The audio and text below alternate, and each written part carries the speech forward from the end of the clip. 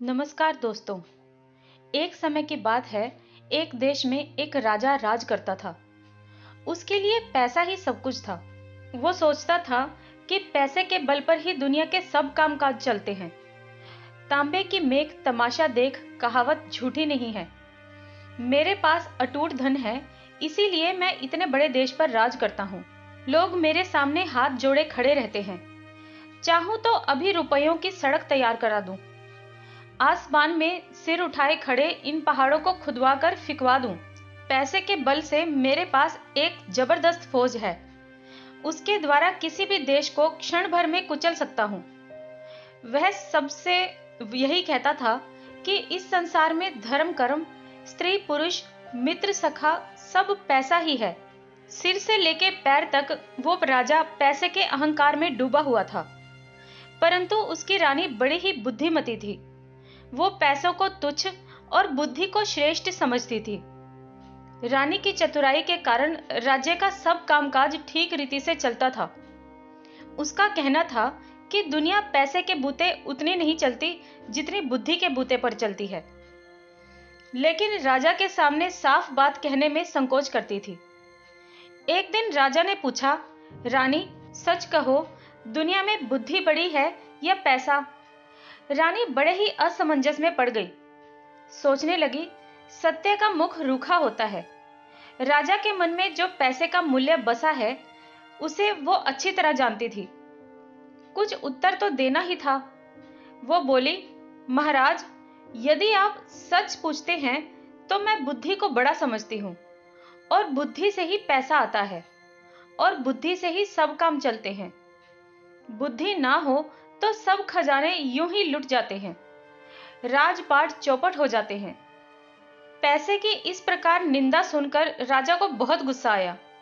वो बोला, रानी, तुम्हें अपनी बुद्धि का बड़ा घमंड है। मैं देखना चाहता हूं कि तुम बिना पैसे के बुद्धि के सहारे कैसे काम चलाती हो। ऐसा कहकर उसने रानी को नगर से बाहर एक मकान में रख दिया। सेवा के लिए 2-4 नौकर भेज दिए। खर्च के लिए ना तो एक भी पैसा दिया और ना ही किसी तरह की कोई सहायता या सामान। रानी के शरीर पर जो जेवर थे वो भी उतरवा लिए। रानी मन ही मन सोचने लगी कि मैं एक दिन राजा को दिखा दूंगी कि संसार में बुद्धि भी कोई चीज है, पैसा ही सब कुछ नहीं है।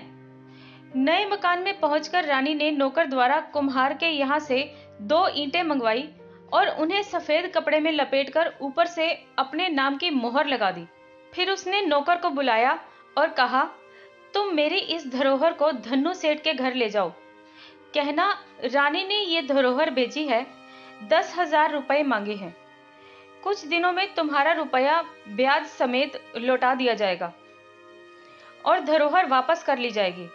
नौकर सेठ के यहाँ पहुंचा। धरोहर पर रानी के नाम की मोहर देखकर सेठ समझा कि इसमें कोई कीमती जवाहरात होंगे। उसने 10,000 रुपए चुपचाप दे दिए। वो रुपया लेकर नौकर रानी के पास आया। रानी ने इन रुपयों से व्यापार शुरू किया। नौकर चाकर लगा दिए। रानी देखरेख करने लगी। कुछ ही दिनों में उसने इतना पैसा बना लिया कि सेठ का रुपया चुक गया और काफी पैसा बच गया। इस रुपये से उसने गरीबों के लिए मुफ्त दवाखाना, पाठशाला और अनाथालय खुलवा दिए। चारों ओर रानी की जय जयकार होने लगी। शहर के बाहर रानी के मकान के आसपास बहुत से मकान बन गए और वहां अच्छी रौनक रहने लगी। इधर रानी के चले जाने पर राजा अकेला रह गया। जब रानी थी तो वो अपनी बुद्धिमानी से सब कामकाज अच्छे से संभाल लेती थी। राजकाज के कार्यों में उचित सलाह देती थी। धूर्तों की दाल उसके सामने नहीं गल पाती थी। अब उसके चले जाने पर धूर्तों की बन आई। धूर्त लोग आ आकर राजा को लूटने लगे। अंधेर गर्दी बढ़ गई। नतीजा ये हुआ कि कुछ ही दिनों में खजाना खाली हो गया। स्वार्थी कर्मचारी राज्य की सारी आमदनी हड़प जाते। अब नौकरों का वेतन चुकाना कठिन हो गया था। राज्य की ऐसी दशा देखकर राजा घबरा गया। वह अपना मन बहलाने के लिए सारा राजकाज मंत्रियों को सौंपकर देशाटन के लिए निकल पड़ा। जाते समय नगर के बाहर ही उसे कुछ ठग मिले। उनमें से एक काना आदमी राजा के पास आकर बोला, महाराज, मेरी आंख आपके यहाँ 2000 में गिरवी रखी थी। वादा हो चुका है। अब आप अपने रुपए लेकर मेरी आंख मुझे वापस कर दीजिए। राजा बोला, भाई, मेरे पास किसी की आंख वांख नहीं है, तुम मंत्री के पास जाकर पूछो। इस पर ठग बोला, महाराज, मैं मंत्री को नहीं जानता। मैंने तो आपके पास आंख गिरवी रखी थी। आप ही मेरी आंख वापस कीजिए। जब बाढ़ ही फसल खाने लगे तब रक्षा का क्या उपाय हो? आप राजा हैं। जब आप ही इंसाफ नहीं करेंगे तो दूसरा कौन करेगा? आप मेरी आंख नहीं देंगे तो आपकी बड़ी बदनामी होगी। राजा बड़ा परेशान हुआ। बदनामी से बचने के लिए उसने जैसे तैसे 4000 रुपए देकर उसे विदा किया। कुछ दूर आगे चला ही था कि एक बुच्चा आदमी उसके सामने आकर खड़ा हो गया। पहले के समान वो भी कहने लगा, महाराज, मेरा एक कान आपके पास गिरवी रखा है। रुपया लेकर मेरा कान मुझे वापस कीजिए। राजा ने उसे भी रुपए देकर विदा किया। इस प्रकार रास्ते में कई ठग आए और राजा से रुपए ऐंठ कर चले गए। राजा जो कुछ भी रुपया पैसा अपने साथ लाया था वो ठगों ने लूट लिया। वो खाली हाथ कुमारी चौबोला के देश पहुंचे।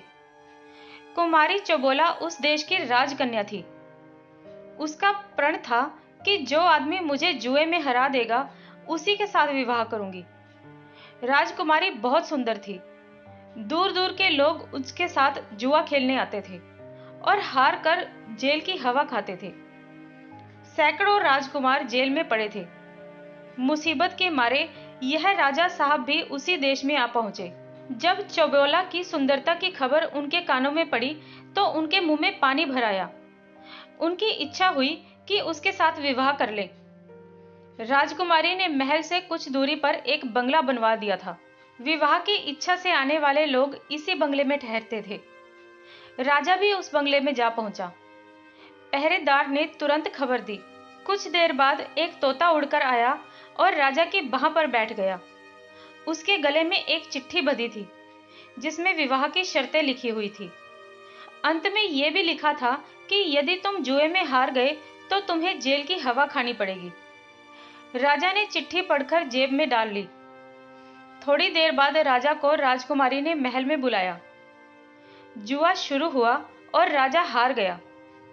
शर्त के अनुसार वह भी जेल भेज दिया गया।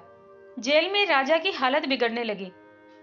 उधर नगर छोड़कर चले जाने का समाचार जब रानी को मालूम हुआ तो उसे बहुत दुख हुआ। राजा का पता लगाने के लिए वो भी परदेश के लिए निकल पड़ी। कुछ ही दूर चली थी कि वही पुराने ठग फिर आ गए। सबसे पहले वही काना आया। कहने लगा, रानी साहिबा, आपके पास मेरी एक आंख 2000 में गिरवी रखी थी। आप अपना रुपया लेकर मेरी आंख वापस कर दीजिए। रानी बोली, ठीक है, मेरे पास बहुत से लोगों की आंखें गिरवी रखी हैं, उन्हीं में तुम्हारी भी होगी। एक काम करो, तुम अपनी दूसरी आंख निकालकर मुझे दे दो। उसके तौल की जो आंख होगी वो तुम्हें वापस कर दी जाएगी। रानी का जवाब सुनकर ठग की नानी मर गई। वो बहुत घबरा गया। रानी बोली, देर मत करो, दूसरी आंख जल्दी निकाल कर दो, उसी के तौल की आंख दे दी जाएगी। ठग हाथ पैर जोड़कर माफी मांगने लगा। बोला, सरकार, मुझे आंख वांख कुछ नहीं चाहिए, मुझे जाने की आज्ञा दीजिए। इस पर रानी बोली, नहीं नहीं, मैं किसी की धरोहर अपने पास रखना उचित नहीं समझती। तुम जल्दी से अपनी आंख निकालकर मुझे दे दो, नहीं तो सिपाहियों से कहकर निकलवा लूंगी। अंत में ठग ने विनती करके 4000 रुपए देकर अपनी जान बचाई। यही हाल बुचे का भी हुआ। जब उसने देखा कि रानी का नौकर दूसरा कान काटने ही वाला है तो उसने भी 4000 रुपए देकर रानी से अपना पिंड छुड़वाया। ठगों से निपटने के बाद रानी आगे बढ़ी और पता लगाते लगाते कुमारी चौबोला के देश जा पहुंची। राजा के जेल जाने का समाचार सुनकर उसे बहुत दुख हुआ। अब वो राजा को जेल से छुड़वाने का उपाय सोचने लगी। उसने पता लगाया कि रानी चौबोला किस प्रकार जुआ खेलती है। सारा भेद समझकर उसने पुरुष का भेष बनाया और बंगले पर जाकर पहुंच गई। पहरेदार ने खबर दी। थोड़ी देर में तोता उड़कर आया। रानी ने उसके गले से चिट्ठी खोलकर पढ़ी। कुछ समय बाद बुलावा आया। रानी पुरुषज्ञ वेश में कुमारी चौबोला के महल में पहुंची। पुरुष बनी रानी को देखकर चौबोला का मन न जाने क्यों गिरने लगा। उसे ऐसा मालूम होने लगा कि इस राजकुमार को जीत न सकूंगी। खेलने के लिए चौसर डाली गई। कुमारी चौसर खेलते समय बिल्ली के सिर पर दीपक रखती थी। उस बिल्ली को इस प्रकार सिखाया गया था कि कुमारी का दांव जब ठीक नहीं पड़ता था तो उसे मालूम होता था कि वह हार रही है। तब उस बिल्ली के सिर हिलाने से दीपक की ज्योति डगमगाने लगती थी। इसी बीच वो अपना पासा बदल देती थी। रानी ये बात पहले ही सुन चुकी थी। बिल्ली का ध्यान आकर्षित करने के लिए उसने एक चूहा पाल लिया था और उस चूहे को अपने कुर्ते की बाह में छिपा लिया था। चौसर का खेल खेले जाने लगा। खेलते खेलते कुमारी जब हारने लगी तब उसने बिल्ली को इशारा किया। रानी तो पहले से ही सजग थी, इसीलिए उसने पहले ही अपनी आस्तीन से चूहा बाहर निकालकर रख लिया था। बिल्ली की निगाह अपने शिकार पर जम गई। राजकुमारी के इशारे का उस पर कोई असर नहीं हुआ। राजकुमारी के बार बार इशारा देने पर भी बिल्ली टस से मस नहीं हुई। निदान राजकुमारी हार गई। तुरंत सारे नगर में खबर फैल गई। राजकुमारी के विवाह की तैयारियां होने लगी। रानी बोली, विवाह तो शर्त पूरी होते ही हो गया। रहा भावर पड़ने का दस्तूर, वह घर चलकर कर लिया जाएगा। वहीं से धूमधाम से शादी हो जाएगी। चौबोला राजी हो गई। पुरुष वेशधारी रानी बोली, एक बात और है, यहां से चलने से पहले उन सब लोगों को जिन्हें जेल में डाल रखा है छोड़ दो, लेकिन पहले एक बार उन सबको मेरे सामने बुलाओ। कैदी सामने लाए गए। हर एक कैदी की नाक छेद कर कोड़ी पहनाई गई थी। सबके हाथ में कोल्हू हाँकने की हाँकनी और गले में चमड़े का खलीता पड़ा था। इस खलीते में उनके खाने के लिए थाली रखी जाती थी। खलीते पर हर कैदी का नाम दर्ज था। इन्हीं कैदियों के बीच रानी के पति राजा साहब भी थे। रानी ने जब उसकी दशा देखी तो उसका भी जी भर आया। उसने अपने मन के भाव को तुरंत छुपा लिया। सब कैदियों की नाक से कोड़ी निकाली गई। नाई बुलाकर हजामत बनवाई गई। अच्छे कपड़े पहनाकर और उत्तम भोजन करा के उन सभी को छुट्टी दे दी गई। राजा ने राजकुमार की जय बोलकर सीधे घर की राह पकड़ी। दूसरे दिन सवेरे रानी राजकुमारी चौबोली को विदा करा के हाथी घोड़े, दास दासी और धन दहेज के साथ अपने नगर की ओर चल पड़ी। रानी पुरुष वेश में घोड़े पर बैठी आगे आगे चल रही थी। पीछे पीछे चौबोला की पालकी चल रही थी। कुछ दिन में वो अपने नगर आ पहुंची और नगर के बाहर अपने बंगले में ठहर गई। जब राजा लौटकर अपने नगर में आए तो क्या देखते हैं कि रानी के मकान के पास औषधालय, पाठशाला, अनाथालय आदि कई इमारतें बनी हुई हैं। देखकर राजा अचंभे में आ गया। सोचने लगा, रानी को मैंने एक पैसा तो दिया नहीं था, उसने ये लाखों की इमारतें कैसे बनवा ली। पैसे का महत्व उसकी नजरों में अभी भी वैसा का वैसा ही बना हुआ था। संध्या समय उसने रानी को बुलवाया और पूछा, कहो रानी, अब भी तुम्हारी समझ में नहीं आया कि बुद्धि बड़ी होती है या पैसा। रानी कुछ नहीं बोली। चुपचाप उसने राजा के नाक की कोड़ी, खलीता, हंकन और खली का टुकड़ा सामने रख दिया। राजा हैरान होकर रह गया। सोचने लगा, ये चीजें इसे कहां से मिल गई। इतने में रानी ने कुमारी चौबोली को बुलाया और उसके सामने खड़ा कर दिया। अब राजा की आंखें खुल गई। वो समझ गए कि चौबोला की कैद से छुड़ाने वाला राजकुमार और कोई नहीं बल्कि उसकी बुद्धिमती रानी ही थी। राजा ने लज्जित होकर अपना सिर नीचा कर लिया। फिर कुछ देर सोचकर कहने लगा, रानी, अभी तक मैं बहुत बड़ी भूल में था। तुमने मेरी आंखें खोल दी हैं। अभी तक मैं पैसों को ही सब कुछ समझता था, पर आज मेरी समझ में आ गया है कि बुद्धि के आगे पैसा कोई चीज नहीं है। इसके बाद एक शुभ मुहूर्त देखकर चौबोला का विवाह राजा के साथ धूमधाम से हो गया। दोनों रानियां हिल मिलकर आनंद पूर्वक रहने लगी।